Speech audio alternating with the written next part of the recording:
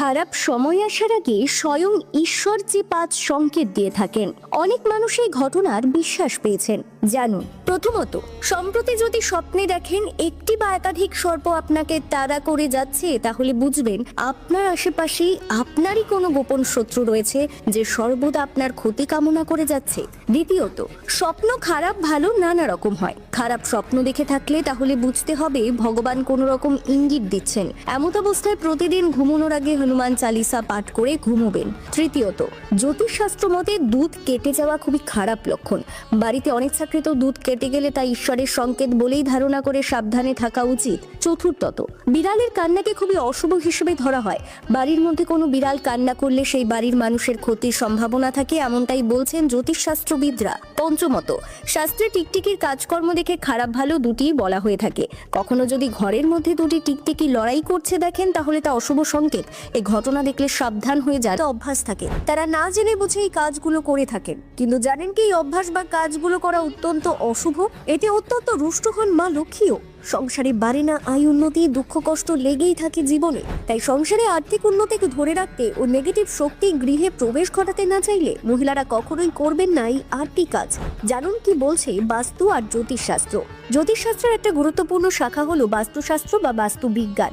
সাধারণত আমাদের জীবনযাত্রার প্রতিটি দিক নিয়ে এই বাস্তুশাস্ত্রে আলোচনা করা হয়ে থাকে। কথিত রয়েছে, বাস্তু অনুযায়ী আমাদের বাড়ি তৈরি করা থাকলে জীবনে যেমন সুখ সমৃদ্ধি বিরাজ করে, ঠিক তেমন ভাবেই বাস্তুদোষ দেখা গেলে সংসারের নানান রকমের অমঙ্গল হয়। জেনে রাখুন, এমন কিছু কাজ রয়েছে যা করা থেকে মহিলাদের বিরত থাকতে বলছে শাস্ত্র। প্রসঙ্গত, প্রতিটি গৃহস্থ বাড়িতে মহিলাদের মা লক্ষ্মীর সঙ্গে তুলনা করা হয়। মনে করা হয় এমন কিছু কাজ রয়েছে যা মহিলারা নিয়মিত করলে ঘরে নেতিবাচকতা লক্ষ্য করা যায়। আসুন জেনে নিই বাস্তুশাস্ত্র অনুযায়ী কোন কোন কাজগুলো মহিলাদের একেবারে করা উচিত নয়। 1. সন্ধ্যার সময় ঝাড়ু দেবেন না। অনেকেই রয়েছেন যারা সন্ধ্যার সময় ঘরদোর ঝাড়ু দিয়ে পরিষ্কার করে থাকেন। তবে বাস্তুশাস্ত্র অনুযায়ী ঝাড়ু দিয়ে একমাত্র সকালবেলাতেই ঘর পরিষ্কার করা উচিত, সন্ধ্যেতে নয়। কথিত রয়েছে, যে সমস্ত মহিলারা সন্ধ্যের পর ঘর ঝাড়ু দেয় তাদের বাড়িতে কখনোই মা লক্ষ্মী প্রবেশ করেন না, বরং সেই পরিবারের ওপর দেবী অত্যন্ত রুষ্ট হয়ে যান, যার ফলস্বরূপ মারাত্মক খারাপ প্রভাব নেমে আসে সংসারে। 2. ঘরে চৌকাঠে বসে থাকবেন না অথবা দোরগড়ায় খাওয়া দাওয়া করবেন না। বাড়ির সদর দরজায় কখনো বসে খাওয়া দাওয়া করা উচিত নয়। আবার অনেক সময় দেখা যায় সন্ধ্যার সময় বাড়ির সদর দরজায় মহিলারা পা ছড়িয়ে বসে গল্প গুজব করে। এই কাজটা করা থেকে অবশ্যই বিরত থাকুন। হিন্দু ধর্মে চৌকাঠের একটা বিশেষ গুরুত্ব রয়েছে। অন্যদিকে যেমন প্রতিটি গৃহস্থ বাড়িতেই সন্ধ্যাবেলা এই চৌকাঠ পার করে বাড়িতে প্রবেশ করে থাকেন মা লক্ষ্মী, ঠিক তেমন ভাবে এই চৌকাঠেই রাজা হিরণ্যকশিপুকে মেরেছিলেন নরসিংহদেব। তাই কখনোই এই চৌকাঠে পা দেবেন না অথবা এটিকে অপরিষ্কার করে রাখবেন না। 3. রান্নাঘরে এঁটো বাসন রাখবেন না। আজকালকার দিনে বহু বাড়িতে খুব রাত করে খাওয়া দাওয়া হয়, তাই অনেক ক্ষেত্রেই দেখা যায় রাত্রে ঘুমোতে যাওয়ার আগে বাড়ির মহিলারা রান্নাঘরে এঁটো বাসন রেখে দিয়ে থাকে। কিন্তু বাস্তুশাস্ত্র বলছে এমন কাজ ভুলেও করা উচিত নয়। এ ধরনের কাজ করলে সংসারের দারিদ্রতা নেমে আসে এবং নানান রকম সমস্যার সৃষ্টি হয়। তাই এবার থেকে ঘুমোতে যাওয়ার আগে অবশ্যই রাত্রিবেলা এঁটো বাসন ধুয়ে নিন, তা কখনোই রান্নাঘরে ফেলে রাখবেন না। 4. বিছানা অথবা বাড়ির যে কোনো জায়গায় বসে পা দোলানো। সাধারণত কম বেশি সকল মহিলাদের মধ্যে এই লক্ষণটা দেখা যায়। তবে বাস্তুশাস্ত্র অনুযায়ী বিছানায় অথবা বাড়ির যে কোনো জায়গাতে বসে কখনো পা দোলানো উচিত নয়। এই কাজটা করলে মা লক্ষ্মী অত্যন্ত ক্রোধান্বিত হয় এবং সংসারের অভাব অনটন নেমে আসে। তাই এবার থেকে যত দ্রুত সম্ভব এই অভ্যাস ত্যাগ করুন, তবেই সংসারে সুখ সমৃদ্ধি এবং আনন্দ বিরাজ করবে। 5. অন্য কোনো ব্যক্তির দেওয়া সিঁদুর পরিধান করবেন না। বিশেষ করে বিবাহিত মহিলাদের উদ্দেশ্য করে এই কথাটা উল্লেখ করা হয়েছে শাস্ত্রে। কখনো কোনো বিবাহিত মহিলা অন্য কোনো ব্যক্তি বা মহিলার দেওয়া সিঁদুর পরিধান করা উচিত নয়। এই ধরনের কাজ করে একদিকে যেমন স্বামীর আয়ু কমে যায়, ঠিক তেমনভাবেই সংসারের নানান রকম দুর্দশা নেমে আসে। তাই অবশ্যই সুস্থ এবং সমৃদ্ধ জীবনযাপন করতে চাইলে কয়েকটা কাজ করা থেকে বিরত থাকুন। 6. দীর্ঘক্ষণ ঘুমিয়ে থাকা। আজকালকার দিনে অনেক বাড়িতেই বহু মহিলা রয়েছেন যারা সূর্য ওঠার পর দীর্ঘ সময় পর্যন্ত ঘুমিয়ে থাকতে পছন্দ করেন। কিন্তু বাস্তুশাস্ত্র বলছে এই কাজটিও একেবারে নিষিদ্ধ। কখনো সূর্য ওঠার পরে বিছানায় ঘুমিয়ে থাকা উচিত নয়, বরং দ্রুত ঘুম থেকে উঠে ঠাকুর প্রণাম করে সেদিনের কাজ শুরু করা উচিত। আবার সূর্যাস্তের সময় অর্থাৎ সন্ধ্যাবেলাতে ঘুমিয়ে থাকাকে শাস্ত্রবিরুদ্ধ বলে মনে করা হয়, কারণ হিন্দু ধর্ম এবং শাস্ত্রের বিশ্বাস অনুযায়ী সন্ধ্যাবেলার এই সময়টিতে প্রত্যেকটি গৃহস্থ বাড়িতে প্রবেশ করেন মা লক্ষ্মী দেবী অন্নপূর্ণা। তাই এই সময়টিতে ঘুমিয়ে থাকলে তারা রুষ্ট হন। 7. বিছানায় চুল ছেড়ে ঘুমোবেন না। সাধারণত অল্প বয়সী মেয়েদের মধ্যে এই অভ্যাসটি লক্ষ্য করা যায়। তবে বিছানায় চুল ছেড়ে ঘুমানোকে বাস্তুশাস্ত্রে অত্যন্ত অশুভ বলে মনে করা হয়। তাই ভুলেও এই কাজটি করবেন না। মনে করা হয় বিছানায় চুল ছেড়ে ঘুমোলে পরিবারে নেতিবাচক শক্তির প্রভাব পড়ে, যার দরুন দীর্ঘস্থায়ী অসুস্থতা, পারিবারিক কলহ, সংসারের অভাব অনটন প্রভাব বিস্তার করে সংসারে। আমাদের জীবনে যখন কোনো সুখ বা দুঃখ আসে, তার জন্য আমরা কাউকে না কাউকে অবশ্যই দায়ী করে থাকি, তাই না? এই ব্যক্তি আমাদের সাথে এরকম কাজ করেছেন, তাই আমার সাথে এমন হলো। ওই ব্যক্তি যদি এমনটা না করতেন তাহলে আজ আমি ওই স্থানে পৌঁছাতে পারতাম। সবই আপনার দৃষ্টিভঙ্গির উপর নির্ভরশীল। আর যদি আপনার দৃষ্টিভঙ্গি এমন হয় তাহলে তা অনুচিত। সত্যি কথা বলতে এই সংসারে ভিন্ন ভিন্ন ধরনের মানুষ আছে। এটা আপনার উপর নির্ভর করছে কিভাবে তাদের স্বাগত জানাবেন। একবার ভাবুন, আমি আমার দুটো হাত সামনে নিয়ে এলাম, দুটো মুঠো খুলে দিলাম। দুই প্রকারের মানুষ আসবেন, কিছু না কিছু দিয়ে যাবেন। এই মুঠো যদি আমি বন্ধ করে দিই তাহলে না কেউ আমাকে কিছু দিতে পারবে, না আমার কিছু যাবে আসবে। নিশ্চয়ই বুঝতে পারছেন এই দুই ধরনের ব্যক্তি কারা এবং তারা কি দিয়ে যান। আমি যদি নিজের মুঠো খুলে দিই তাহলে কিছু ভালো মানুষ আসবেন, আমাকে আনন্দ, সন্তুষ্টি, জ্ঞান প্রদান করে যাবেন, ভালো অভিজ্ঞতা দিয়ে যাবেন। কোনো খারাপ ব্যক্তি যদি আসেন তাহলে তিনিও খারাপ অভিজ্ঞতা দেবেন, যার থেকে আমি শিক্ষা লাভ করব। এই সব কিছু আমি লাভ করতে পারি। মুঠো যদি বন্ধ করে রাখি তাহলে আমি কিছুই পাবো না। দেখুন, এই সংসারে প্রত্যেকের জীবনেই এরকম প্রত্যেকের জীবনে সবকিছুই আছে। ভালো খারাপ দুই মানুষই আছে, ভালো অভিজ্ঞতা আছে, খারাপ অভিজ্ঞতা আছে। নির্ভর করছে আপনার উপর যে আপনি কি করবেন, এনাদের স্বাগত কিভাবে জানাবেন, কার থেকে কি বুঝবেন, কি শিখতে পারবেন, আর কোন দৃষ্টিভঙ্গি নিয়ে অগ্রসর হবেন। এটাই নির্ধারণ করবে যে আপনার জীবন কেমন হবে। আসুন আমার সাথে ভালোবেসে বলুন, রাধা রাধা। এটা হলো একটা সাদা পাতা। এবার এতে আমি যাই লিখব সেটাই এর অস্তিত্ব হবে। এতে আমি প্রেমের কিছু কথা লিখে একে প্রেমপত্র বানিয়ে তুলতে পারি। মাতা পিতার জন্য একটা শুভ সংবাদ লিখতে পারি। শত্রুর বিষয়ে সতর্ক করব বলে সেনাকে একটা সংবাদ পাঠাতে পারি। দ্বারকাবাসীর জন্য কোনো সংবাদ পাঠাতে পারি। যাই লিখব এই পত্র সেটাই হয়ে উঠবে। সেই রকমই হলো আমাদের জীবন। আমরা যেমন কর্ম আমরা করব, আমাদের অস্তিত্ব এবং ব্যক্তিত্ব ঠিক তেমনই হয়ে উঠবে। যদি আপনি একটা অসাধারণ, উজ্জ্বল এবং সম্মানজনক জীবনযাপন করতে চান তাহলে তার একটা রহস্য আপনাকে বলি। যেমন কথন হবে কর্ম তেমন হবে। অর্থাৎ যতটুকু বলেছেন ততটুকুই করুন, আর যতটুকু করেছেন ততটুকুই বলুন।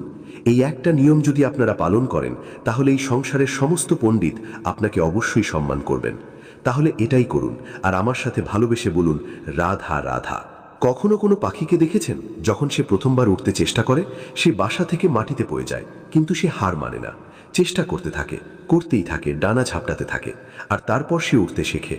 গোল শালগ্রাম শিলাকে দেখুন, পর্বত থেকে খসে পড়ে, ধাক্কা খায়, জলের প্রবাহ দ্বারা ঘর্ষিত হয়, তারপরে তা শালগ্রামে পরিণত হয়। ভেবে দেখুন, যদি কোনো পাখি প্রথমবার উঠতে গিয়ে এটা ভাবে যে না না, যদি আমি পড়ে যাই তবে, আমার যদি আঘাত লাগে তবে, আর যদি ভয়ের কারণে সে শুরুই না করতে পারে, চেষ্টাই না করে, তাহলে কি সে উঠতে শিখবে? কখনোই নয়। এটাই আমাদের শিখতে হবে, প্রারম্ভ করতে হবে। তা অত্যন্ত গুরুত্বপূর্ণ। যখন আমরা কিছু শুরু করি তখন ভয় করে, কিন্তু যদি এটা না করেন জীবনে কখনো সামনে এগোতেই পারবেন না। হতেই পারে প্রারম্ভ করার পরে আপনি পড়ে যাবেন, বারবার নিচে পড়ে যাবেন, কিন্তু যদি নিরন্তর চেষ্টা করতে থাকেন তাহলে একদিন না একদিন আপনি অবশ্যই সফল হবেন। এই শুরু করাটাই সব থেকে বেশি কঠিন। এর দ্বারা ভয়ভীত হবেন না। আসুন আর আমার সাথে ভালোবেসে বলুন, রাধা রাধা। যদি আমি আমার চোখ বেঁধে কোনো একটা নির্দিষ্ট দিকে নিজের সমস্ত শক্তি প্রয়োগ করে ছুটে যাই তাহলে কি হবে? আমি কোথাও ধাক্কা খেতে পারি, নিজের ক্ষতি করতে পারি, কোথাও পড়ে যেতে পারি, তাই না? অর্থাৎ এটা নিশ্চিত এই কাজ আমার করা উচিত নয়। কিন্তু আজকের দিনে প্রত্যেকটা মানুষ এই কাজই করছেন, তাই না? কোনো কাজ করার পূর্বে সেই কাজের বিষয়ে সম্পূর্ণ তথ্য কোথায় সংগ্রহ করছেন? শুধু এটুকু জানেন যে এই কাজটা করলে কত ধন অর্জন করবেন আর কত নাম হবে, আর ব্যাস সামনে এগিয়ে যান। এটা উচিত নয়।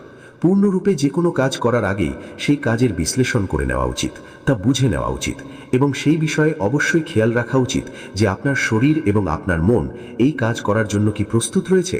যদি তা না হয় তাহলে প্রথমে নিজেকে শুধরে নিন, তারপর সেই কাজ করুন। যদি এইভাবে জীবনের সামনে এগোন তাহলে সাফল্যের সম্ভাবনা জীবনে অনেক বেশি বেড়ে যাবে। তাহলে এটাই করুন, আর আমার সাথে ভালোবেসে বলুন, রাধা রাধা। এই সংসারের সব থেকে বড় যোদ্ধা কেউ বলবেন অর্জুন, কেউ বলবেন ভীম, কেউ বলবেন হনুমান আদি ইত্যাদি। কিন্তু এই সংসারের সব থেকে বড় যোদ্ধা আপনার মনের ভেতরে আছে, আপনার মনের মধ্যে আছে। সেই ব্যক্তি সব থেকে উঁচুতে পৌঁছাতে পারেন যিনি নিজের অন্তরের খামতি বুঝতে পারেন, নিজের দোষ বুঝতে পারেন, তার সাথে লড়াই করেন এবং তার উপর বিজয় লাভ করেন। যে ব্যক্তি এটা শিখতে পারেন, যে ব্যক্তি এটার উপর জয়লাভ করতে পারেন, তিনি হলেন সব থেকে বেশি শক্তিশালী, সব থেকে বেশি বীর এবং সব থেকে বেশি পরাক্রমী ব্যক্তি। আমরা সকলেই সংসারকে পাল্টাতে চাই।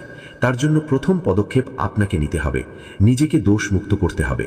যদি মানুষ নিজের অন্তরের দোষ বুঝতে পারেন এবং নিজেকে দোষমুক্ত করতে পারেন, তাহলে এই সংসার নিজে থেকেই দোষমুক্ত হয়ে যাবে, তাই না? তাহলে নিজেকে দোষমুক্ত করুন আর আমার সাথে ভালোবেসে বলুন, রাধা রাধা। মানুষের জীবন সবসময় ন্যায় আর অন্যায়ের মাঝে ঘুরপাক খেতে থাকে। প্রত্যেক মানুষের মনে হয় কোথাও না কোথাও তার সাথে অন্যায় হচ্ছে। কেউ বলেন যে ভাগ্য আমার সাথে অন্যায় করেছে, কেউ আবার বলেন এই সংসার আমার সাথে অন্যায় করেছে। আর প্রত্যেকেই ন্যায় বিচার চাইতে বৈঠক দাবি করে বসেন। কখনো এই বিচার গৃহে যান, আবার কখনো ওই বিচার গৃহে।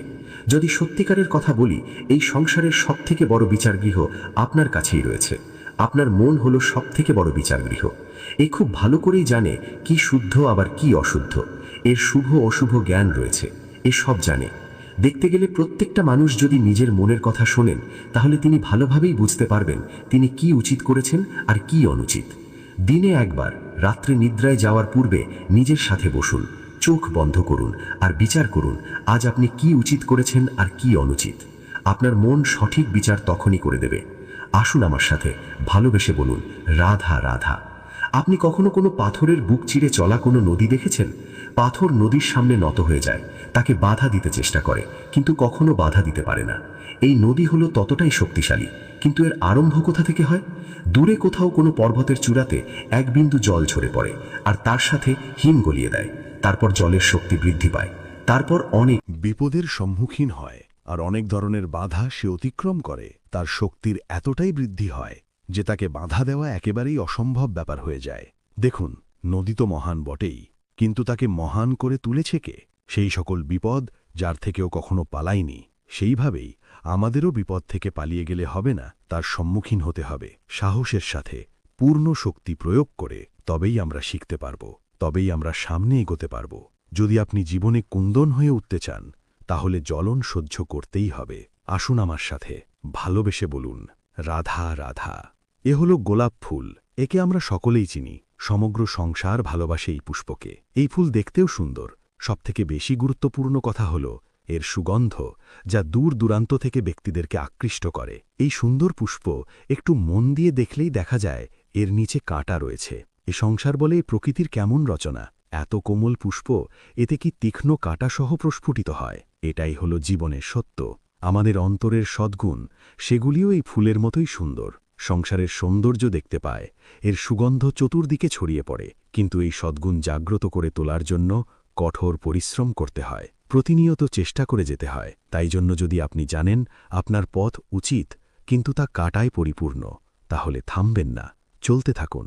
একবার যদি অন্তরের সদ্গুণ জাগ্রত হয়, তাহলে এই সংসারের সৌন্দর্য দেখবে আর সুগন্ধে আকর্ষিত হয়ে আপনার কাছে আসবে। এই মন, এই জীবন প্রসন্ন হয়ে বলবে, রাধা রাধা। মোহনের এই বাঁশিলেই সুর, এই সঙ্গীত কার না পছন্দ হয়? সবারই খুব ভালো লাগে। এবার এই সুর আসে কোথা থেকে? কেউ বলবেন কৃষ্ণের হৃদয় থেকে। সত্য কথা, এই সুর হৃদয় থেকে নির্গত হয় এবং প্রকট হয় এই বাঁশি থেকে। এই বাঁশিটাকে দেখুন, এই ছিদ্রগুলি দেখুন, প্রত্যেকটা সুর থেকে নিজস্ব একটা স্বর নির্গত হয়। এবার যে ব্যক্তি এই সমস্ত সুর এবং স্বর বুঝতে পারেন, এতে নিপুণ, তিনি এই বাঁশির দ্বারা যে সুর নির্গত করবেন তা তো মধুর অবশ্যই হবে। এবার জীবনের সাথেও কিছুটা এরকমই ঘটে। জীবনের কিছু নীতি থাকে, অর্থ, কুটুম্ব এবং আধ্যাত্মিক। যদি জীবনের প্রত্যেকটা মুহূর্ত সুখময় হয় এরকম আপনি চান, তাহলে এই তিনটি নীতিতে আপনাকে নিপুণ হতে হবে। কোনো একটি বিশেষ নীতির প্রতি যদি আপনি বেশি ঝুঁকে পড়েন, তাহলে বাকি দুই নীতি থেকে যা সুখ লাভ করা সম্ভব তা পারবেন না। ধন অর্জন করতে হবে পরিবারের জন্য, পরিবারের সুখ, মনের শান্তির জন্য, মনের শান্তির প্রয়োজন, মনের শুদ্ধতার জন্য।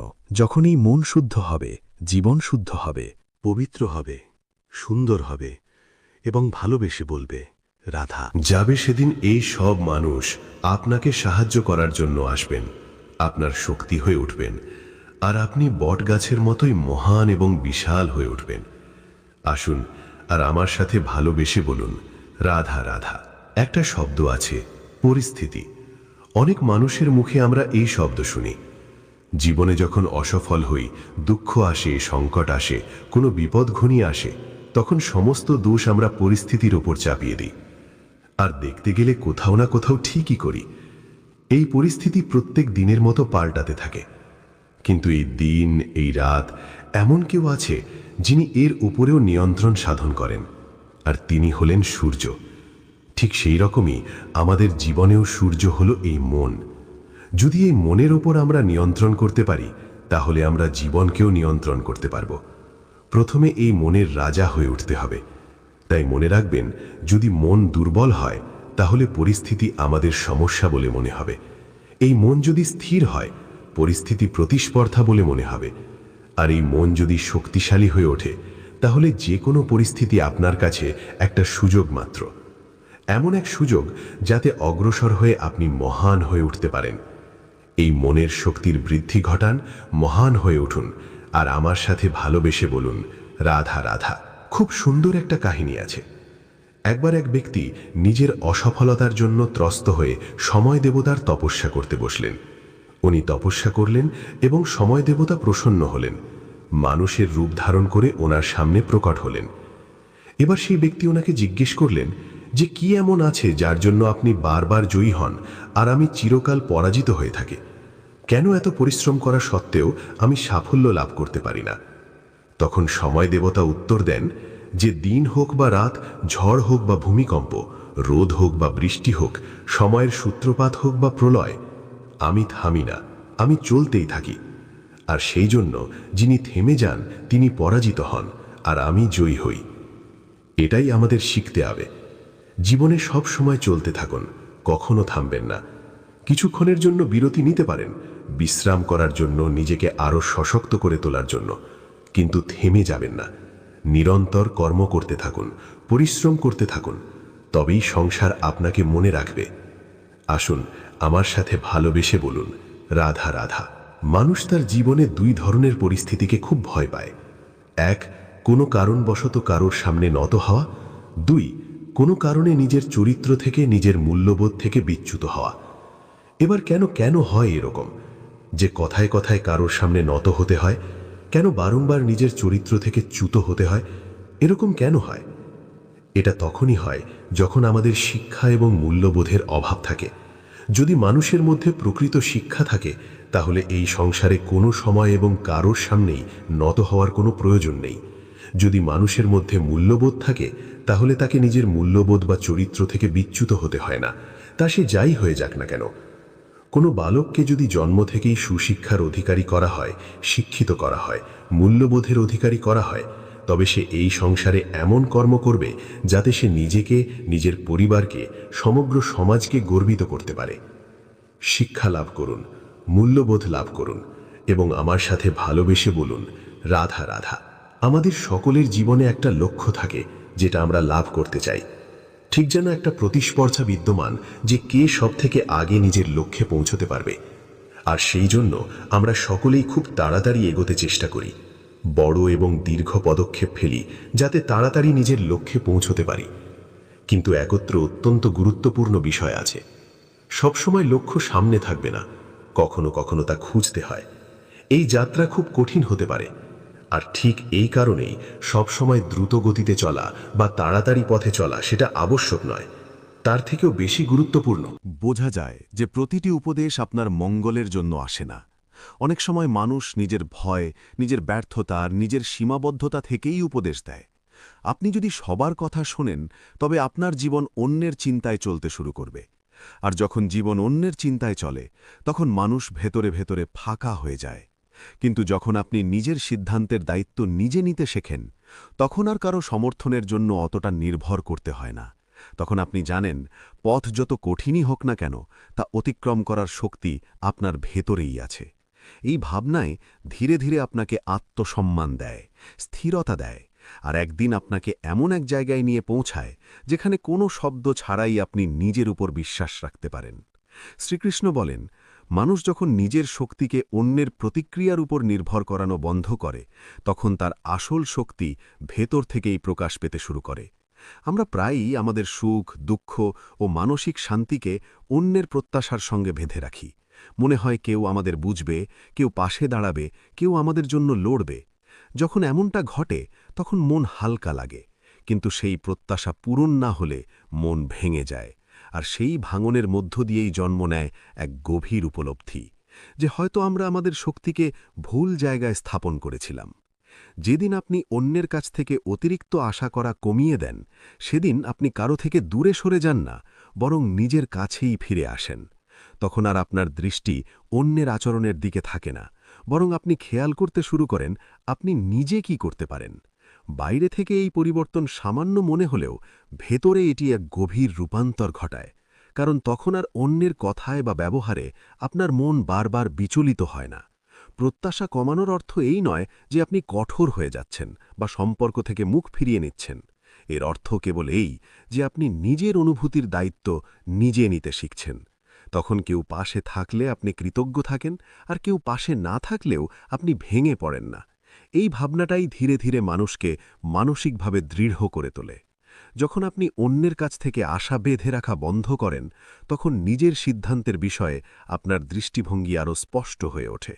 তখন আর ভাবেন না মানুষ কি বলবে, বরং ভাবেন আপনার কি করা উচিত। এতে ভয় কমে যায়, আত্মবিশ্বাস বাড়ে, কারণ তখন আপনার পথ চলা আর কারো স্বীকৃতির ওপর নির্ভরশীল থাকে না। এই অবস্থায় মানুষ অভিযোগ করা ছেড়ে দেয়। আগে যেখানে মন প্রশ্ন করত আমার সঙ্গে এমন কেন হলো, এখন সেই মনই জানতে চায় এই অভিজ্ঞতা থেকে আমি কি শিখতে পারি। এই প্রশ্নই আপনাকে এগিয়ে নিয়ে যায়। এই ভাবনাই আপনাকে পরিস্থিতির শিকার হয়ে পড়া থেকে রক্ষা করে। ধীরে ধীরে এটাও বোঝা যায় যে প্রত্যেক মানুষই নিজের সীমাবদ্ধতা নিয়ে বেঁচে থাকে। কেউই সবসময় আপনার প্রত্যাশা পূরণ করতে পারে না। যখন আপনি এই সত্য মেনে নেন, তখন মনের ভেতরে আর তিক্ততা জমে থাকে না। তখন মানুষকে আপনি যেমন সে তেমন করেই দেখতে শেখেন। আপনি যেমন দেখতে চেয়েছিলেন তেমন বানাতে চান না। ভেতরের শক্তি ঠিক সেখান থেকেই জন্ম নেয় যেখানে আপনি নিজের মনকে অন্যের আচরণের প্রভাব থেকে মুক্ত করেন। তখন আর কারো কথায় আপনার শান্তি টলে যায় না, আপনার শক্তি আর অভিযোগে নষ্ট হয় না। আপনি নিজেকে সামলাতে জানেন। তাই যেদিন আপনি অন্যের কাছ থেকে আশা করা কমিয়ে দেন, সেদিন থেকেই আপনি ভেতরে ভেতরে স্থির হতে শুরু করেন। আর এই স্থিরতাই ধীরে ধীরে আপনাকে এমন একজন মানুষে পরিণত করে যে কোনো সহায়তা ছাড়াই নিজের পথে এগিয়ে যেতে পারে পূর্ণ বিশ্বাস আর ভারসাম্য নিয়ে। শ্রীকৃষ্ণ বলেন, যখন সহায়তা সরে যায় তখনই কর্মের প্রকৃত পরীক্ষা শুরু হয়, কারণ সেই মুহূর্তেই মানুষ নিজের আসল সামর্থ্যের সঙ্গে পরিচিত হয়। আশেপাশে মানুষ থাকলে অনেক কাজই সহজ মনে হয়। কেউ সঙ্গে ভাবনা ভাগ করে নেয়, কেউ সাহস যোগায়, কেউ দায়িত্বের একটু বোঝা নিজের কাঁধে তুলে নেয়। তখন মনে হয় এই কাজ তো যে কেউ করতে পারে। কিন্তু সত্যটা সামনে আসে তখন, যখন সেই কাজ আপনাকেই একা করতে হয়, কোনো ভরসা ছাড়া, কোনো নিশ্চয়তা ছাড়া যে পেছনে কেউ দাঁড়িয়ে আছে। তখন প্রথমেই সামনে আসে ভয়। মন বলে, আমি কি পারব? আমার মধ্যে কি এতটা শক্তি আছে? আমি কি ভুল করে বসব? এই ভয়টাই আসলে আপনার সামর্থ্যের প্রথম দরজা, কারণ যেখানে ভয় আছে সেখানেই নতুন কিছু শেখার সম্ভাবনাও লুকিয়ে থাকে। আপনি যখন নিজেই এগিয়ে যান, তখন বুঝতে পারেন যে এখন প্রতিটি সিদ্ধান্ত আপনার নিজের। ভুল হলে লুকোনোর জায়গা নেই, আর ঠিক হলে প্রশংসা ভাগ করারও কেউ নেই। এই অবস্থাই মানুষকে ভেতর থেকে গম্ভীর করে তোলে। তখন আর কাজকে হালকাভাবে নেওয়া যায় না। আপনি মনোযোগ দেন, ভাবেন এবং সম্পূর্ণ সততার সঙ্গে চেষ্টা করেন। ধীরে ধীরে অনুভব করেন যে যেটা আগে খুব কঠিন মনে হতো সেটাই এখন আপনার অভ্যাস হয়ে উঠছে। যেখানে আগে আপনি অন্যের ওপর নির্ভর করতেন, এখন সেখানেই নিজেই সমাধান খুঁজে নিতে শুরু করেন। এই পরিবর্তন বাইরে থেকে বোঝা যায় না, কিন্তু ভেতরে আত্মবিশ্বাসের ভিত শক্ত হয়ে যায়। এই পথ চলায় মানুষ নিজের সীমার সঙ্গেও পরিচিত হয়, বুঝতে পারে কোথায় সে দুর্বল আর কোথায় সে শক্তিশালী। এই উপলব্ধি সবচেয়ে মূল্যবান, কারণ যে নিজের দুর্বলতা চিনতে পারে সেই তাকে ঠিক করার ক্ষমতাও রাখে। অন্যের উপস্থিতিতে এই সত্য অনেক সময় আড়ালেই থেকে যায়। আপনি যখন নিজেই সব সামলান, তখন নিজের সময়, নিজের শক্তি আর নিজের সিদ্ধান্তের মূল্য বুঝতে শেখেন। তখন অজুহাত দেওয়া বন্ধ হয়ে যায়, কারণ শোনার মতো আর কেউ থাকে না। এই অভ্যাসই ভবিষ্যতে আপনাকে বিশ্বাসযোগ্য মানুষ করে তোলে, প্রথমে নিজের চোখেই। একসময় আসে যখন যে কাজগুলো একদিন বোঝা মনে হতো সেগুলিই আপনার পরিচয় হয়ে দাঁড়ায়। মানুষ বলে, এই মানুষটা কঠিন পরিস্থিতিতেও নিজেকে সামলে নিতে জানে, কিন্তু তারা দেখে না সেই সামলানোর পেছনে কতবার নিজের সঙ্গে লড়াই করতে হয়েছে, কতবার ভয়কে শান্ত করতে হয়েছে। আসলে নিজের ক্ষমতার আসল উপলব্ধি ভিড়ের মধ্যে হয় না, তা হয় তখনই যখন আপনি নিজেকে প্রমাণ করার জন্য কারুর উপস্থিতির অপেক্ষা করেন না। আপনি এগিয়ে যান, পড়ে যান, শিখে নেন এবং আবার উঠে দাঁড়ান। তাই যে কাজগুলো আগে সহজ মনে হতো সেগুলো যখন নিজেকেই করতে হয়, তখনই মানুষ নিজের ভেতরে লুকিয়ে থাকা শক্তিকে চিনতে পারে। আর এই চেনাটাই জীবনে এগিয়ে যাওয়ার সবচেয়ে মজবুত ভিত হয়ে ওঠে। শ্রীকৃষ্ণ বলেন, যখন বাইরে থেকে পথ দেখানো বন্ধ হয়ে যায়, তখন ভেতরের বুদ্ধি জেগে ওঠে, আর সেই বুদ্ধি মানুষকে এগিয়ে যেতে শেখায়।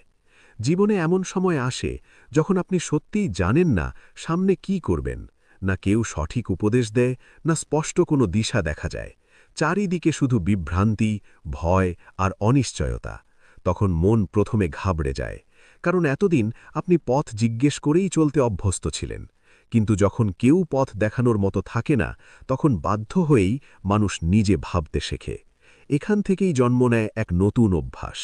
তখন আর প্রতিটি ধাপে কারো দিকে তাকাতে হয় না। আপনি পরিস্থিতি বোঝেন, নিজের অভিজ্ঞতাগুলো মিলিয়ে নেন এবং তারপর একটি দিশা বেছে নেন। সেই দিশা হয়তো পুরোপুরি সঠিক নয়, সেখানে বাধা থাকতে পারে, কিন্তু সেই পথটা আপনার নিজের। এই জায়গাটায় সবচেয়ে বড় পার্থক্য গড়ে দেয়। মানুষ যখন নিজেই পথ খোঁজে, তখন সে শুধু চলতে শেখে না, পরিস্থিতি পড়তেও শেখে। বুঝতে পারে যে প্রতিটি মোড়ে প্রস্তুত মানচিত্র পাওয়া যায় না। অনেক পথ চলতে চলতেই তৈরি হয়।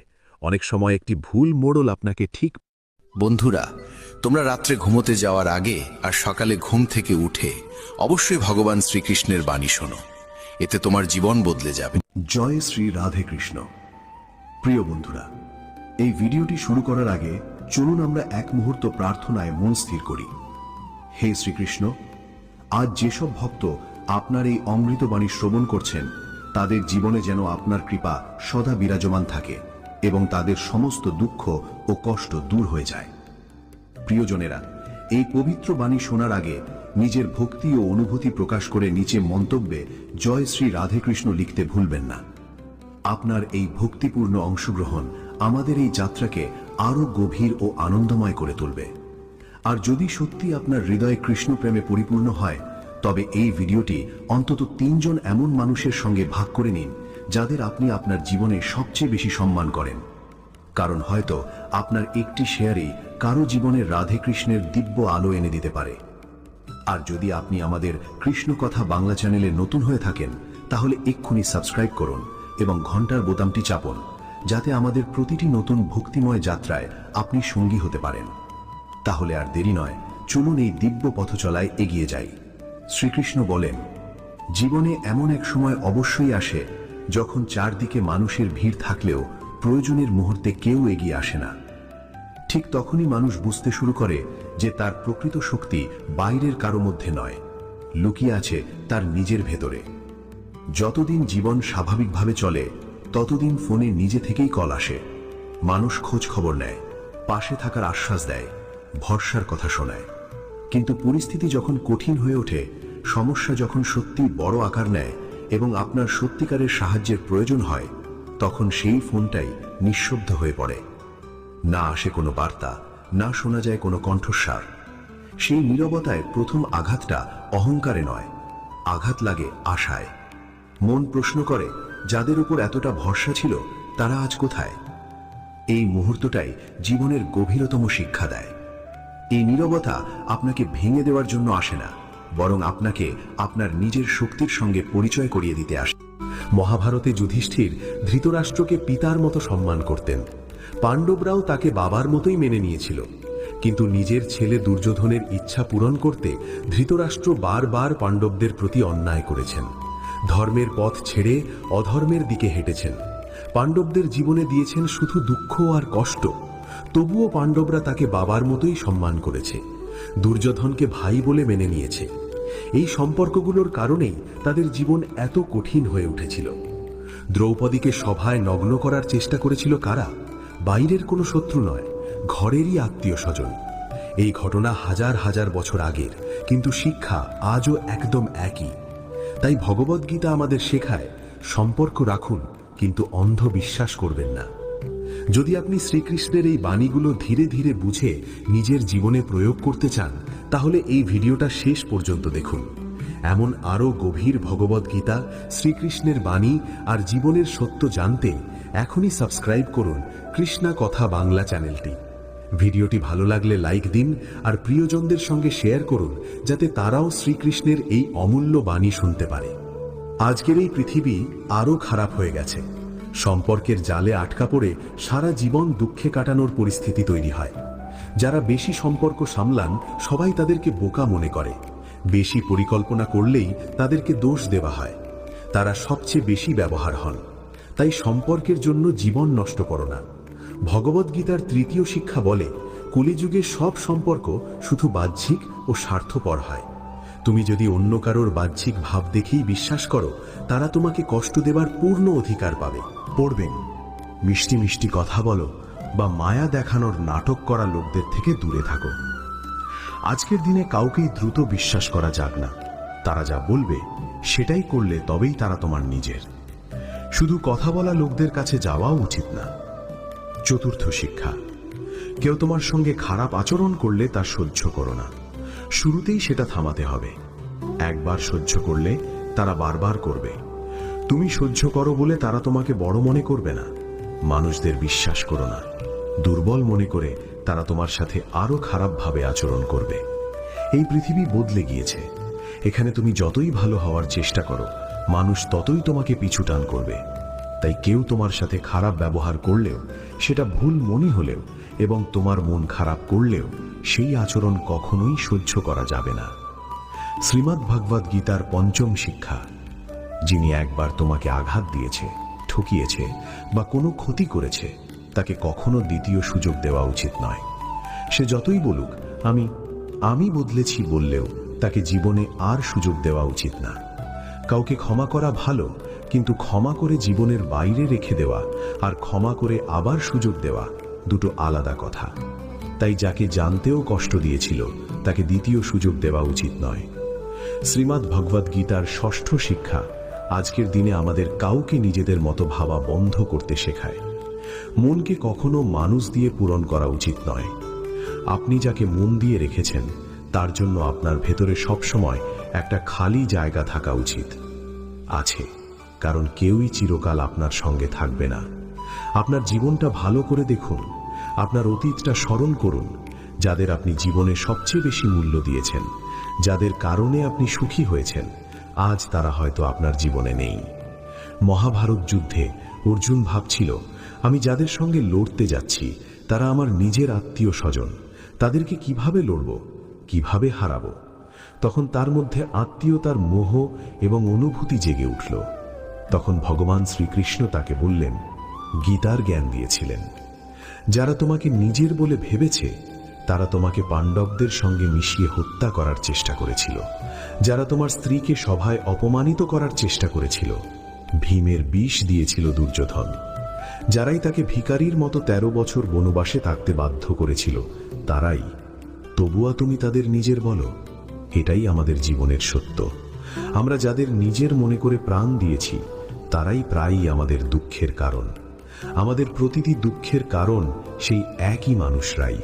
তাই এই পৃথিবীতে নিজের ভালোবাসার মোহে আটকে পড়ে আপনার জীবন কখনো নষ্ট করবেন না। শ্রীমদ্ ভগবদ গীতার 7ম অধ্যায়ের শিক্ষা হল, আপনি জীবনে যা কিছু চান তা অর্জনের জন্য যদি আপনি চেষ্টা না করেন, লড়াই না করেন, তাহলে সেই জিনিস না পাওয়া বা হারানোর সময় কাঁদার বা দুঃখ করার কোনো অধিকার আপনার নেই। এই জীবন আপনার নিজের।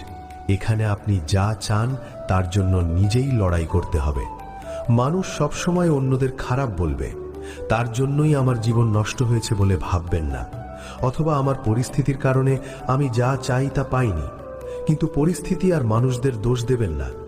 আপনি যা চান তা না পেলে তার পুরো দায়িত্ব আপনারই, অন্য কারো নয়। তাই জীবনেই যা চাইবেন তার জন্য যোগ্যতা নিজেরাই তৈরি করতে হবে। এজন্য পরিশ্রম কখনো থামাবেন না। শ্রীমদ্ ভগবদ গীতার 8ম অধ্যায়ের শিক্ষা, আপনি কখনো ভাববেন না যে আপনি পুরোপুরি এই পৃথিবী আর মানুষগুলোকে বুঝে নিয়েছেন। আপনি মানুষের সঙ্গে যতটা যোগাযোগ, আপনারা যতটা তাদের সাথে কাটাবেন, ততটাই তাদের বুঝতে পারবেন। মানুষের সঙ্গে কাজ করার সুযোগ পেলে তবেই আপনি তাদের সম্পর্কে জানবেন। কিন্তু এই পৃথিবী অনেক বড়। প্রত্যেক মানুষই এক একভাবে এক এক স্তরে জীবনযাপন করে। বাঁচার জন্য সবাই ভালো মানুষের ভান করে, আপনি যখন কারো সঙ্গে সম্পর্ক শুরু করবেন, ধীরে ধীরে তার আসল দিকগুলো সামনে আসবে। তখনই আপনি বুঝতে পারবেন সে আপনার ভাবনার থেকে আলাদা একজন মানুষ। আপনি যতই অভিজ্ঞ হন না কেন, নতুন মানুষ মানেই নতুন সম্পর্ক। সব সময় আপনাকে অবাক করে দেয়। বাইরে যিনি একরকম দেখান, ভিতরে তিনি একদম আলাদা মানুষ হলে আপনি চমকে উঠবেন। আপনি কি ভেবেছিলেন তিনি কেমন দেখাচ্ছিলেন? হ্যাঁ, আপনি সাধারণ মানুষের বাইরের দৃষ্টিভঙ্গি মাত্রই বুঝতে পারেন। অর্থাৎ তারা শুধু নিজের লাভ ছাড়া, নিজের প্রয়োজন ছাড়া কাউকেই কিছু দেন না। কিন্তু মানুষের আসল প্রকৃতি তার চেয়েও অনেক বড়। কখন কারা কি করছে কেউ জানে না। আপনি যে তাকে ভালো মানুষ মনে করেনি, সেই মানুষ একদিন আপনার জন্য ভালো করতেও পারে। ঠিক একইভাবে যাকে আপনি ভালো মানুষ মনে করেন, সে আপনাকে খুব বড় ক্ষতি দিতে পারে। তাই আমি পৃথিবী আর মানুষদের পুরোপুরি বুঝে ফেলেছি, এই ধারণাটা আপনার মনের থেকে সরিয়ে ফেলুন। কেউই সবসময় যে কোনো কিছু করতে পারে, সেটা ভালো হোক বা খারাপ, যে কোনো ধরনের আচরণ দেখাতে পারে। এটা মেনে নিলে অন্য কারো আচরণ আপনাকে কখনো আঘাত দিতে পারবে না। শ্রীমদ্ ভগবদ গীতার 9ম অধ্যায়ের শিক্ষায় বলা হয়েছে, জীবনে আপনি কি চান তা স্পষ্টভাবে জানা উচিত। বেশিরভাগ মানুষ সুস্থিরে এভাবেই জীবন কাটিয়ে তারা তাদের জীবন শেষ করে দেয়। যারা পৃথিবীর ভিড়ে মিশে, তারা সেই পথেই চলে।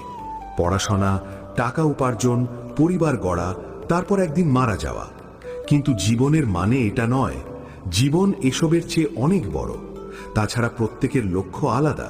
তোমারও তোমার লক্ষ্যটা জানা দরকার। যদি তোমার লক্ষ্য না জানা থাকে, তাহলে জীবনে কোন পথে যেতে হবে সেটা কিভাবে ঠিক করবে? এভাবে ঘুমিয়ে থাকলে কি হবে? জীবন শেষ করে দিও না। অর্জুনের কাছে কৃষ্ণ যা বলেছিলেন, তেমনি তুমি একজন যোদ্ধা। তোমার লক্ষ্য দুর্বলদের শক্তি হয়ে ওঠা, যারা নিজেদের রক্ষা করতে পারে না তাদের রক্ষা করা। প্রতিটি মানুষকেই তার প্রকৃতি আর লক্ষ্য ভালো করে বুঝতে হবে। জীবনে কোথায় যেতে হবে আর কোন পথে হাঁটতে হবে, সেই ব্যাপারে শ্রীমদ্ ভগবদ গীতার 10ম অধ্যায়ের শিক্ষা তোমার মন থেকে আমি আর আমার এই অহংকার মুছে দেবে। শ্রীকৃষ্ণ অর্জুনকে বলেন, সব কর্ম করো, যতক্ষণ তুমি আমি করছি বলে ভাবছ, ততক্ষণ সেটা ভুলে যেতে হবে। আমি আর আমার চিন্তাগুলোকে ছাড়িয়ে যাও, তখনই তুমি সব বাঁধন থেকে মুক্তি পাবে। তুমি যত বেশি আমি আর আমার ধারণায় আটকে থাকবে, তত বেশি জীবনে দুঃখ আর সুখ দুটোই অনুভব করতেই থাকবে।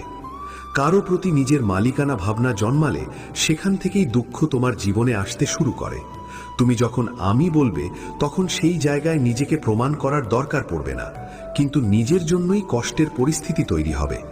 বেশিরভাগ মানুষ তাদের পুরো জীবনটাই এই জন্যই নষ্ট করে ফেলে, অন্যদের সামনে নিজেদের প্রমাণ করার জন্য। আসল কথা হলো, আপনি কে না সেটা প্রমাণ করার জন্য কারো কোনো অধিকার নেই। তাই এই অর্থহীন চেষ্টায় আপনার জীবন নষ্ট করবেন না। আপনি যতটা আমি বা আমার ভাববেন, ততটাই। আপনার সব দুঃখ আপনার অহংকার আর আপনার আসক্তি থেকেই আসে। আমি এবং আমার এই চিন্তা ছেড়ে দিলে আপনার জীবনে দুঃখ আসবে না, হবে না। আমি আর আমি চলে গেলে জীবনে যা থাকবে তা শুধু আনন্দই। শ্রীমদ্ ভগবদ গীতার 11তম অধ্যায়ে ভগবান শ্রীকৃষ্ণ অর্জুনকে বলছেন, তোমার সব চিন্তাই মূর্খতা। মানুষ যেটা নিয়ে চিন্তা করে তার কোনো মানেই নেই, কারণ যা হওয়ার তা বদলানো যায় না। যদি হবে না, তাহলে কেন চিন্তা করবে? আর যদি হবে, তাহলে কেন নিজেকেই কষ্ট দিচ্ছ? আমরা জন্মের মালিক নই, মৃত্যুরও মালিক নই। এমন অবস্থায় জীবনের মাঝপথের ঝামেলা নিয়ে এত চিন্তা কেন করবেন? তাই যা জীবন পাওয়া গেছে তা আনন্দে কাটানো শিখুন। শ্রীমদ্ ভগবদ গীতার 12তম শিক্ষা বলে, কালীযুগে দরকারের চেয়ে বেশি ভালো মানুষ হলে দুঃখই বেশি পেতে হয়। সবাই এসে আপনাকে ব্যবহার করার সুযোগ পাবে, এমন অবস্থায় কখনো নিজেকে হালকা করবেন না। ভালো মানুষ হওয়া আর বোকা মানুষ হওয়ার মধ্যে বড় পার্থক্য আছে। ভালো মানুষ অন্যদের সঙ্গে খারাপ ব্যবহার করে না, আর কাউকে নিজের সঙ্গে খারাপ ব্যবহার করতে দেয় না। কিন্তু বোকা মানুষরা অন্যদের মঙ্গলের জন্য ঘুরে বেরিয়ে নিজেরাই ক্ষতি করে ফেলেন। তাই অন্যদের সঙ্গে খারাপ ব্যবহার না করা আর কাউকে নিজের প্রতি খারাপ আচরণ করতে না দেওয়ার বিষয়টা মাথায় রাখো। কেউ যদি সহজে তোমাকে কষ্ট দিয়ে চলে যায়, তবে সেই অভ্যেসটা বদলাও। এই দুনিয়ায় তুমি যতই সৎ আর দুর্বল থাকবে, মানুষ ততই তোমাকে কষ্ট দেবে। তারা তোমাকে ব্যবহার করবে। এই মানুষগুলো শান্তিপূর্ণ, সহনশীল নয়। তারা, জানি না, মাথায় রাখো, আজকাল যারা নিজের শক্তি দেখায় মানুষ তারা থেকে ভয় পায়, আর যারা নিজের দুর্বলতা দেখায় মানুষ তারা থেকে ভয় পায়। তাই সিংহের মতো বাঁচতে শেখো, এটাই গীতা থেকে শেখার কথা। শ্রীমদ্ ভগবদ গীতার 13তম শিক্ষা, তোমার মনের গভীর গোপন কথা আর দুঃখ কষ্ট সবাইকে বলো না। কাউকে যদি তোমার নিজের মানুষ মনে করে তোমার গোপন কথা আর দুঃখ শেয়ার করো, একদিন তাতে আফসোস করবে। আমি আমার গোপন কথা সবাইকে বলে ভয়ানক ভুল করেছিলাম। দুঃখগুলো খুলে বলেই ভুল করেছি মনে হচ্ছে, কারণ ওরা কখনোই তোমার কাছের মানুষ ছিল না। এই জগৎ এমনই, যেখানে লাভ সেখানে ঝোঁকে। তোমার থেকে লাভ না পেলে সেই একই মানুষ তোমাকে ছেড়ে চলে যাবে। তারা তোমার গোপন কথা, দুর্বলতা আর দুঃখ সবাইকে বলে দেবে। তাই তোমার অন্তরের গভীর গোপনগুলো মনের মধ্যেই রেখে দাও। শ্রীমদ্ ভগবদ গীতার 14তম শিক্ষা, তুমি অন্যদের থেকে সম্মান পাওয়ার আশা করছো। যতদিন আপনি নিজেকে সম্মান দেবেন না, ততদিন অন্য কেউ আপনাকে সম্মান করবে না। কেউ আপনার প্রতি শ্রদ্ধাশীল হোক এই আশা করবেন না। মানুষেরা বেশিরভাগই স্বার্থপর। তাদের স্বার্থ পূরণ হলে তারা আপনার ভালো কাজকেও ভুলে যাবে। আপনি তাদের জন্য জীবন উৎসর্গ করলেও তারা এক মুহূর্তে সম্পর্ক ছিন্ন করে দিতে পারে। কিন্তু আপনি যদি তাদের থেকেই সম্মান আশা করেন, তোমরা প্রাণ উৎসর্গ করছো, তারা কারোই নয়। তাই মানুষের জন্য প্রাণ উৎসর্গ করা বন্ধ করে নিজের জন্য জীবন যাপন শুরু করো। শ্রীমদ্ ভগবদ গীতার 15তম শিক্ষা হলো, যা কিছু ঘটছে তা সবই ভালোর জন্যই ঘটছে। যা ঘটছে তা ভালোর জন্যই হচ্ছে। যা ঘটতে চলেছে তাও ভালোর জন্যই ঘটবে, এমন শিক্ষা। এটা শোনা সহজ, কিন্তু বোঝা কঠিন। কারণ আমাদের সাথে কিছু ভুল হলে, অন্যায় হলে, জীবনে দুঃখ এলে পুরো বিশ্বটাই ভুল বলে মনে হয়। জীবনটাই ভুল হয়ে গেছে এমন লাগে। প্রতিটি মানুষও স্বার্থপর হয়ে ওঠে। সব সময় মনে হয় আমাদেরই কষ্ট হয়। এমন অবস্থায় কি ঘটে তা ভালোর জন্যই হচ্ছে বলে গীতা যে শিক্ষা দিয়েছে, সেটা কিভাবে সত্যি বলবো? সত্যি হলো, জীবনে দুঃখ এলে তা আমাদের যোগ্য, শক্তিশালী মানুষ বানায়। কেউ যদি আমাদের কষ্ট দেয়, সেই কষ্ট আমাদের চোখ খুলে দেয়। আমাদের জন্য প্রাণ উৎসর্গ করা যারা, তারা আমাদের সম্মান করে না এটা বুঝতে সাহায্য করে। যারা আমাদের নিয়ে চিন্তা করে না, তাদের জন্য আমাদের জীবন কিভাবে উৎসর্গ করব আমরা যা করছি সেটা বোঝায়। ছোট বাচ্চাকে তার মায়ের তিক্ত ওষুধ খাওয়ানোর মতো। ওই তিক্ত ওষুধটা বাচ্চার কখনোই পছন্দ হবে না, কিন্তু সেই তিক্ত ওষুধটাই তার অসুখ সারিয়ে তোলে। আসলে প্রত্যেক মানুষ তার নিজের বোঝাপড়ার পরিমাণে বা যা তাকে দেখানো হয়, শোনা যায়, সেটাকেই সত্য মনে করে বাঁচে। কিন্তু আপনার জীবনে দুর্দশা না এলে আপনি কারো সত্যি বুঝতে পারবেন না। মানুষ আপনার কাছ থেকে কাজ পায়, তাদের প্রয়োজন মেটে, এই মাত্রায়। বিশ্বটা তোমার সঙ্গে আলাদা করে আচরণ করবে, কিন্তু মানুষের কাছ থেকে লাভ পাওয়া বন্ধ হওয়ার দিনেই তাদের আসল চেহারা তুমি বুঝতে পারবে। সেটা তোমার হৃদয়কে গভীরভাবে আঘাত দেবে। আসলে প্রতিটি মানুষ একটা মুখোশ পরে ঘুরে বেড়ায়। সে তোমার সঙ্গে খারাপ ব্যবহার না করলে তুমি তার আসল চেহারা জানতে পারবে না। এজন্যই বলা হয়, তোমাকে মনের মানুষ করা কেউ তোমাকে কষ্ট দিলেও সেটা তোমার জন্যই ভালো। জীবনে দুঃখ আসলেও সেটা ভালোর জন্যই হয়। এটাই আপনাকে জীবনে লড়তে শেখায়, এগিয়ে যেতে শেখায়, মানুষদের চিনতে শেখায়। ভাগবত গীতার 16তম শিক্ষা বলছে, জীবনে কখনো কারো উপর নির্ভরশীল হওয়ার চেষ্টা করো না। তুমি যতক্ষণ কারো উপর নির্ভরশীল থাকবে না, ততক্ষণ কেউ তোমাকে কষ্ট দিতে পারবে না, কেউ তোমাকে ব্যবহার করতে পারবে না। তুমি যদি কারো উপর নির্ভরশীল হয়ে পড়ো, ওরা তোমাকে শোষণ করা শুরু করে দেবে। তুমি যখন তোমার জীবন কারো উপর নির্ভর করে গড়ে তুলবে, তখন থেকেই তার আদিমের মতো থাকতে হবে। অন্যদের ব্যাপারে কথা বলবেন না। যারা তাদের চাকুরিজীবী বা সহকারীর উপর নির্ভর করে, তারা তাদের ক্লান্তিও সহ্য করতে শুরু করে, কারণ তারা জানে তাদের ছাড়া আপনার কাজ চলবে না। আপনি নিজেই সেটা করতে পারবেন না। যখন অন্য কেউ নেই, তখন তারা আপনাকে বিরক্ত করতে শুরু করবে, কিন্তু আপনি নিজেই আপনার কাজ করতে পারেন। যদি তারা জানতো আপনার হাজারো অন্য সুযোগ আছে, তাহলে তারা শান্তিতে তাদের কাজ করবেন। আপনি যদি কখনো আপনার বস ভুল করেন বলে মনে করেন, তবুও আপনি তার অধীনে থাকায় তার সব রকম অত্যাচার সহ্য করেন, তাহলে সে সেটা কাজে লাগাবে। আপনি যদি আপনার পরিবারের কারো উপর নির্ভরশীল থাকেন, তারা আপনাকে পুরোপুরি শোষণ করবে, কারণ আপনাকে সারা দিন সেখানে থাকতে হবে, অন্য কোথাও যেতে পারবেন না। সেই মানুষটা আপনার উপর চড়ে বসবে, আপনাকে পুরোপুরি তার নিয়ন্ত্রণে রাখবে। মানুষের কাছে নিজের জন্য নিচুদের নিয়ন্ত্রণে রাখা বেশ মজা লাগে। তুমি হাজারটা ভালো কাজ করলেও তারা যা খুশি তাই করবে, আর তোমার গলায় হাত রাখতেই থাকবে। তোমার যদি কোনো প্রতিভা থাকে, তারা তোমার পাখা কেটে দেবে। তারা চেষ্টা করবে যেন তুমি জীবনে কখনো এগোতে না পারো। কারো উপর নির্ভর করা মৃত্যু থেকেও খারাপ। নির্ভরতা তোমাকে দাসত্বে বেঁধে রাখে। যারা তোমার জীবন নষ্ট করে, তারা অনেক সময় তোমারই উপর নির্ভরশীল। দেখেছো, তোমার সব দুঃখ আসছে তোমার আশেপাশের মানুষগুলোর কাছ থেকেই। সম্পর্ক মানে শুধু শারীরিক বা কাজের সম্পর্ক না, মন থেকে সম্পর্ক করাটাই সবচেয়ে বড় কথা। অনেকেই ভাবেন জীবনে কেউ যদি আমাদের যত্ন নেয়, তখনই আমরা খুশি থাকব। কিন্তু একাকিত্ব সহ্য করতে না পেরে অনেকেই এমন মানুষের সঙ্গে জড়িয়ে পড়ে যারা তাদের মন থেকে সম্পর্ককে নিজেদের সুবিধার জন্য ব্যবহার করে। তাদের সঙ্গে সম্পর্ক গড়ে তোলা হয় শুধু জীবনটাতে একটু খুশি পেতে, কিন্তু তারা তোমার রক্ত ঝরানো কান্নাও দেখতে প্রস্তুত, তোমার জীবনকে নরক বানাবে।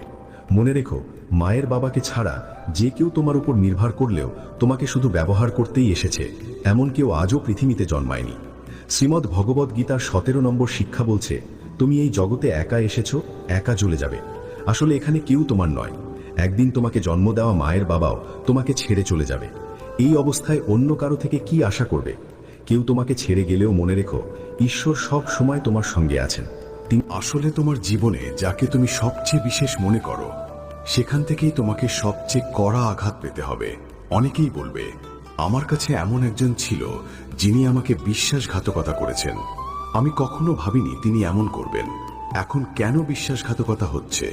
কারণ তুমি জীবনে তাকে এমন একটা জায়গা দিয়েছ যেটা তার জন্য উপযুক্ত নয়। তুমি তাকে এমন একটা বিশ্বাস দিয়েছ যা সে পাওয়ার যোগ্য ছিল না। তাই এটা তার ভুল নয়, তোমার ভুলও আছে। কেউ একজনের প্রতি এতটা রেগে উঠবেন না। পরে কষ্ট সহ্য করতে হবে এমন পরিস্থিতি যেন না আসে, সেই জন্য গীতার 24তম শিক্ষা। ছোটখাটো ব্যাপারে দ্রুত রেগে যাওয়া আপনার ক্ষতি করবে। যারা দ্রুত রেগে যায় তাদের প্রথমেই সম্পর্কগুলোতে কখনো সত্যি ভালোবাসা পাওয়া যায় না। সবাই আপনাকে ভয় পাবে। কখন কোন ব্যাপারে রেগে যাবেন তা কেউ বুঝে উঠতে পারবে না। আর বেশি রেগে যাওয়ার কারণে উচ্চ রক্তচাপ, হৃদরোগের মতো সমস্যা হওয়ার সম্ভাবনা বেশি। এমন লোকদেরকে মানুষ সাধারণত মানসিকভাবে সমস্যাগ্রস্ত ভাবেই দেখে। শুরু হয় কারণ বেশি রাগ করা মানুষের মস্তিষ্কে সুখ হরমোন খুব কম উৎপন্ন হয়। এরা বেশিরভাগ সময় দুঃখে আর মানসিক যন্ত্রণায় থাকে। গীতার 25তম উপদেশ বলে, কোনো কিছুরই অতিরিক্ত অভ্যাস গড়ে তোলা উচিত নয়। সেটা মাদকই হোক বা জুয়া, বেশি খাওয়া, বেশি ঘুমানো, সারাদিন অলস থাকা, বেশি মোবাইল ব্যবহার করা বা বেশি টিভি দেখা, যেটাই হোক না কেন তোমার কষ্টের কারণ হতে পারে। তাই জীবনে তুমি যা করো সেগুলোর উপর তোমার নিয়ন্ত্রণ থাকা দরকার। জীবনে ভালোভাবে বাঁচতে চাইলে সমতা বজায় রাখতে শিখো। গীতা শাস্ত্রের 26তম শিক্ষা বলছে, জীবনে কখনোই সমস্যা এলে বা কেউ তোমার পাশে না থাকলেও ঈশ্বরের কাছে সাহায্য চাইতে হবে। অনেকেই বলে, আমরা প্রার্থনা করি কিন্তু যেটা চাই সেটি পাই না।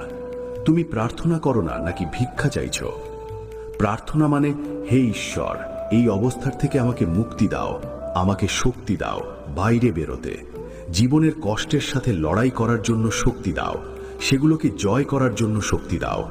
আমাদের পথ দেখাও, আমাদের জীবনে পরবর্তী কি করতে হবে তা জানাও। এই অনান নামের গীতার 27তম পাঠ খুবই জনপ্রিয়। সবাই সেটি বলে, কর্ম করো, ফলের চিন্তা করো না। কিন্তু এর অর্থ অনেকেই বুঝতে পারেন না। এর অর্থ হলো, তুমি যে কোনো কারোর জন্য কিছু করলেও তার থেকে কোনো প্রত্যাশা করো না। আজকের মতো ভিডিওটি এখানেই শেষ করলাম, এবং ভিডিওটি যদি ভালো লেগে থাকে তাহলে অবশ্যই চ্যানেলটি সাবস্ক্রাইব করবেন এবং ভিডিওটি একটা লাইক দিয়ে দেন। ধন্যবাদ। বন্ধুরা, তোমরা রাত্রে ঘুমোতে যাওয়ার আগে আর সকালে ঘুম থেকে উঠে অবশ্যই ভগবান শ্রীকৃষ্ণের বাণী শোনো। এতে তোমার জীবন বদলে যাবে। আপনি শুনছেন কৃষ্ণ কথা বাংলা। ভগবদ গীতা, শ্রীকৃষ্ণের বাণী আর জীবনের গভীর সত্য পেতে ভিডিওটি ভালো লাগলে লাইক দিন এবং নতুন নতুন ভিডিওর জন্য এখনই চ্যানেলটি সাবস্ক্রাইব করুন। কতক্ষণ আর দেখব? দেখতেই দাও কেশব, দেখতেই দাও। হয়তো এই যুদ্ধে কেউ কাউকে দেখার সময় পাবে, কেউ হয়তো আর দেখতে পারবে না। মাধব, আমি এখানে কারো সঙ্গে যুদ্ধ করতে আসিনি। আমি এই যুদ্ধে জয়ী হতে গিয়ে কার কার প্রাণ শোষণ করতে যাচ্ছি সেটাই দেখতে চাই। দুই পাশে যারা দাঁড়িয়ে আছে তারা সবাই এক বংশের লোক, একই গাছের ডালের মতো। সামনে সাদা জামা পরা, সাদা রথে বসে আছেন তিনি। তিনি হয়তো পৃথিবীর গঙ্গাপুত্র, কিন্তু আমার কাছে তিনি প্রেমের গঙ্গা। আমি আমার ধুলো লেগে ময়লা জামাগুলো নিয়ে তার কোলে বসে আছি। আমি খেলব আর তিনি আমাকে বুকের কাছে জড়িয়ে ধরবেন। তিনি আমার পিতামহ, আমার পিতামহ। তিনি আশ্চর্য শিক্ষক।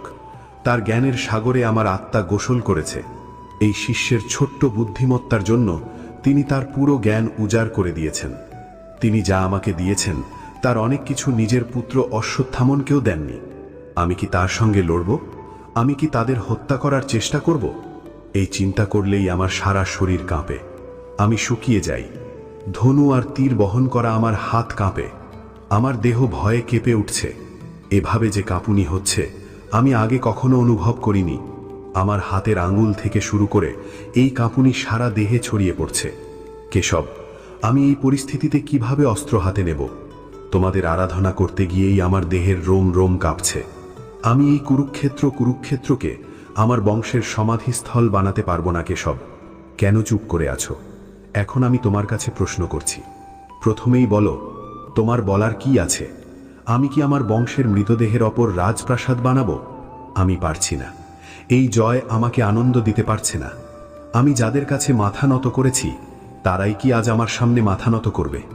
এই দামে আমি জয় চাই না কেশব, এই দামে আমি জয় চাই না। মাটির রাজত্ব তো শুধু মাটির রাজত্বই। এই অবস্থায় আমার 3 জগতের রাজত্বেরও দরকার নেই। দুর্যোধনও তো আমার ভাই। সে আমাদের বিরুদ্ধে ষড়যন্ত্র করেছে, অবমাননা করেছে।